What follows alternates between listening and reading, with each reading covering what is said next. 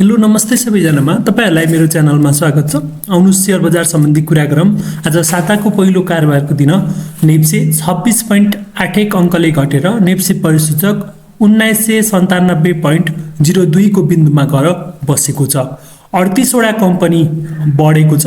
आज सबैभन्दा धेरै बढ्न सफल बिएनएल छ अनि चिरवाक हाइड्रो पावर छ।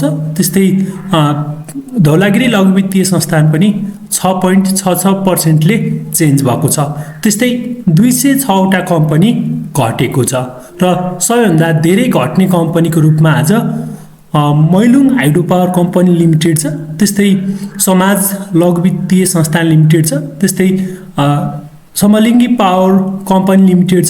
त्यस्तै बलेफी हाइड्रो पावर लिमिटेड छ। यी कम्पनीहरू ज्यादा घटेको छ भने चावडा कम्पनी स्थिर छ र कारोबारको कुरा गर्नु पर्दाखेरि 3 अर्ब 8 करोड 69 लाख बराबरको कारोबार भएको छ र आज सबै घटेको छ, धेरै नै घटेको छ। र टेक्निकल चार्टको कुरा गर्नु पर्दाखेरि मैले तपाईहरुलाई हिजो भनिसकेको थिएँ, लगानीकर्ताहरूलाई अलिकति तर्साएर अथवा झर्दाखेरि चाहिँ उनीहरूलाई एउटा ट्र्यापमा अझै घट्छ, अब नेप्से तलै जान्छ, अब खत्तमै भयो भन्ने जस्तो टाइपले चाहिँ उनीहरूलाई फिलिङ्स दिलाएर उनीहरूलाई चाहिँ ला अब नेप्सेमा केही हुने रहेनछ, घट्ने नै रहेछ जस्तो बनाएर चाहिँ बेच्ने कन्डिसनमा चाहिँ पुर्याउने। अब लगानीकर्ताहरू त नयाँ लगानीकर्ताहरू त आत्तिन सक्छन्, लो मार्केट त गयो अब त 1800 मै जान सक्छ, धेरै घाटा हुन सक्छ भन्ने जस्तो लाएर चाहिँ उनीहरूले प्यानिक भएर बेचे भने त्यो बेलामा चाहिँ अलिकति अनुभवी लगानीकर्ताले चाहिँ सेयर चाहिँ खरिद गरेर जम्मा गर्न चाहिँ सक्छन् र फेरि एउटा यहाँबाट चाहिँ अपट्रेन्ड गयो भने त्यतिखेर चाहिँ उनीहरूले कमाउन चाहिँ सक्छन् भन्ने कुरा चाहिँ मैले हिजो गरेको थिएँ र आज पनि सेम हो। आज पनि घटेको छ र यसरी मार्केट घट्दै गरेर 1960 को लेभलसम्म आउन सक्छ र यहाँबाट पनि घट्यो भने मार्केट 1900 कै लेभलमा आउँछ भनेर चाहिँ हामीले भन्न सकिन्छ। अहिले लगातार 2 दिन मार्केटमा चाहिँ अलिकति ठुला क्यान्डल पनि बनेको छ र भोल्युम पनि अलिकति ज्यादा आएको हुँदाखेरि मार्केट अलिकति ज्यादा घटेको हो कि अलि चाँडो घटेको हो कि यसरी घटेको हो कि भन्ने चाहिँ हामीले अनुभव गर्न सकिन्छ। मार्केटमा अहिले धैर्यता राख्ने भन्दा अरू विकल्प छैन। आशा गरौँ मार्केट अबको केही दिनमा बढ्ने छ भनेर चाहिँ हामीले आशा गर्न सकिन्छ। 1960 को लेभलबाट फर्कियोस् भन्ने हाम्रो पनि चाहना छ।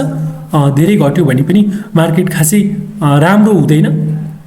त्यस्तै अब कहाँसम्म घट्ला त भन्ने कुरा पनि हुनसक्छ। हामीले हिजो अस्तिदेखि चाहिँ कुरा गरिरहेका थियौँ, फिबोनाची रिट्रेस लगाएर हेर्दाखेरि अलिक तलबाट लगायो भने के हुन्छ, यहाँबाट लगायो भने अलिकति डाटाहरू चेन्ज चाहिँ हुनसक्छ, थोरै तलमाथि हुनसक्छ।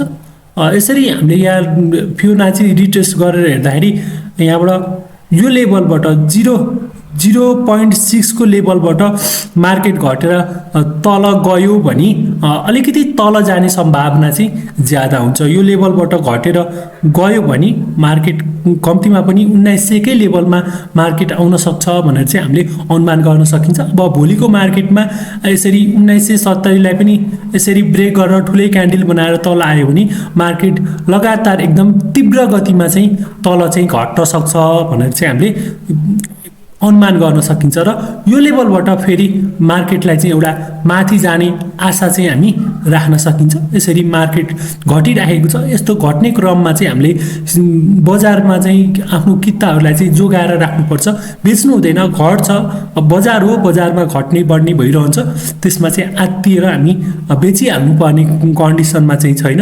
अलिअलि घाटा पनि हुनसक्छ, त्यो भयो भने त्यसलाई चाहिँ अलिकति होल्डै गर्नुपर्छ। जब नाफा हुन्छ त्यतिखेर अब यदि यो लेभललाई चाहिँ ब्रेक गर्यो भने तल आउन सक्छ, 1900 कै लेभलमा आउन सक्छ। यसरी अहिले तत्कालै मार्केट माथि जाने चान्स चाहिँ छैन र विभिन्न इन्डिकेटरहरू लगाएर हेऱ्यो भने पनि मार्केटमा अलिकति नेगेटिभै देखाउँछ। इन्डिकेटरले पनि अलिकति घट्छ चाहिँ भनेर देखाइरहेको हुन्छ। त्यस्तै म केही इन्डिकेटरहरू लगाएर हेर्नेछु। आरएसआई लगाएर हेर्दाखेरि आरएसआईको कुरा गर्दाखेरि आरएसआई ओभरसोल्डको जोनमा गइसकेको छ भनेर भन्दा पनि फरक पर्दैन। धेरै तल गइसकेको छ 30 को लेभलमा। पहिला पनि यही लेभलबाट तपाईँहरूले देख्न सक्नुहुन्छ, यही लेभलबाट यो मार्केट फर्केको थियो।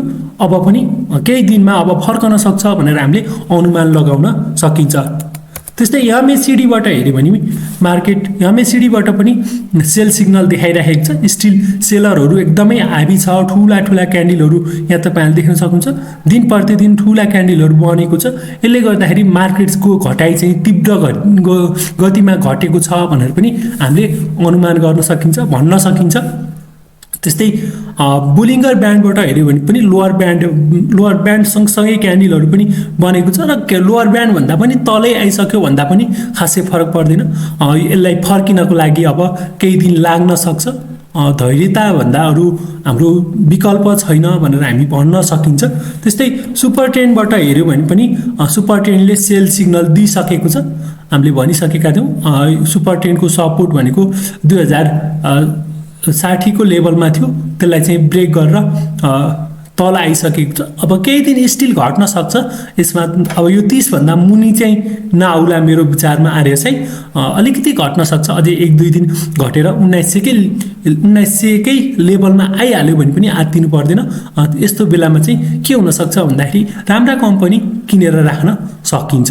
र केही कम्पनीहरू घटे तापनि, बजार घटे तापनि के भइरहेको छ भन्दाखेरि बढिरहेको छ। र केही कम्पनीमा हामी त्यस्ता कम्पनी पर्यो भने यसरी मैले तपाईँलाई भनेको थिएँ, हिजोको भिडियोमा मैले भनेको थिएँ यो बढ्न सक्छ। यहाँबाट यसले एउटा प्याटर्नको रूपमा चाहिँ गएको छ, यहाँबाट माथि जाँदाखेरि बढ्न सक्छ भनेको थिएँ। अब किन्नको लागि चाहिँ के भयो, ढिला भइसक्यो। यस्ता कम्पनीहरूमा जानु चाहिँ उचित हुँदैन। किन भन्दाखेरि यी कम्पनीहरूको भोल्युम चाहिँ एकदमै थोरै भएको कारणले गर्दाखेरि यस्तो भएको। त्यस्तै आज सबैभन्दा धेरै टप टर्नओभरको रूपमा चाहिँ सन लाइफ इन्सुरेन्स परेको छ। तपाईँहरूले थाहा पाइसक्नु भएको छ। आज यो यति बढ्नुको कारण भनेको बोनसको कारण हो भनेर चाहिँ तपाईँहरूले थाहा पाइसक्नु भएको छ। त्यस्तै धेरै घटेको, आज धेरै टपमा भएका कम्पनीहरू घटिरहेको छ। बैलुङ हाइड्रो पावर कम्पनी लिमिटेड यो माथि गएर घटेको छ। यसरी आज चाहिँ केही कम्पनीहरूमा नाफा बुक गरेको पनि हुनसक्छ। त्यस्तो भएको कारणले गर्दाखेरि पनि बजारमा चाहिँ अलिकति सेलिङ आएको हुनसक्छ र अलिकति बजारमा चाहिँ खासै माहौल नदेखिएको पनि हुनसक्छ। ब्याज दर घटे तापनि अब के हुने हो अर्को महिना फेरि उस्तै चाल हुनसक्छ। राजनीतिक स्थिरता छैन, त्यही भएर अलिकति घटेको। र आज अलिकति सर्वोत्तमको आइपिओ भन्नको लागि पनि केही लगानीकर्ताले पैसा जो गर्नको लागि पनि आज बेच्यो भने भोलि 1-2 दिनमा आउन सक्छ भन्ने हिसाबले पनि अलिकति सेलिङ ज्यादा आएको हुनसक्छ। आज माथि गएको समाज पनि तल घटेको छ। यसरी नेगेटिभ सर्किट लाएर घटेको छ।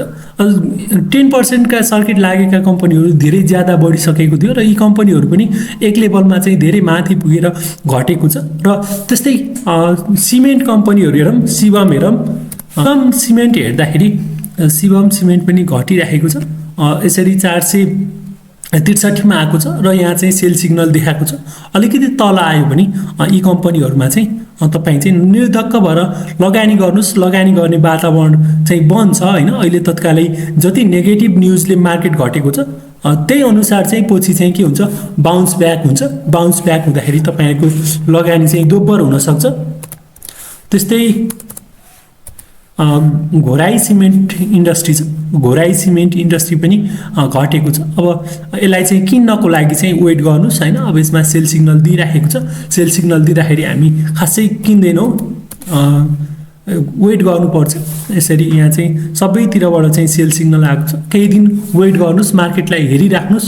त्यस्तै सोनाको कुरा गरौँ। सोना पनि घटेको छ। वेट गर्नुहोस्। अब यो 400 भन्दा पनि तलै यही लेभलतिर पनि आउन सक्छ। 350 कै लेभलतिर पनि आउन सक्छ। मार्केट यही गतिले घटिराख्यो भने भन्न सकिन्न, अलिकति तलै आउन सक्छ। 1900 कै लेभलमा आउँदाखेरि हामीले अलिकति सस्तो पाउन सकिन्छ। मार्केटमा अब घटिरहेको छ भने 1-2 दिन घट्न दिनुहोस्। त्यसपछि किन्न चाहिँ राम्रो हुन्छ जस्तो लाग्छ। ब्याङ्किङ सेक्टरको कुरै नगरौँ, ब्याङ्किङ सेक्टर सबै अब कौडीको भाउमा आउन लागिसकेको छ भनेर भन्दा पनि खासै फरक पर्दैन। आज निका पनि धेरै घटेको छ। तपाईँहरूले लगानी गर्दाखेरि आफूले अध्ययन गरेर मात्र लगानी गर्नुहोला। र भिडियो अन्तिमसम्म हेरिदिनु भएकोमा तपाईँहरूलाई धेरै धेरै धन्यवाद छ। तपाईँहरू नयाँ हुनुहुन्छ भने हाम्रो च्यानलमा जोडिनुहोला। हाम्रो च्यानलको नाम छ स्टक ट्विस्ट नेपाल। यसमा तपाईँहरू सब्सक्राइब गरी हामीसँगै हुन सक्नुहुन्छ भन्दै यो भिडियोबाट बिदा हुन्छु। हस्त, धन्यवाद।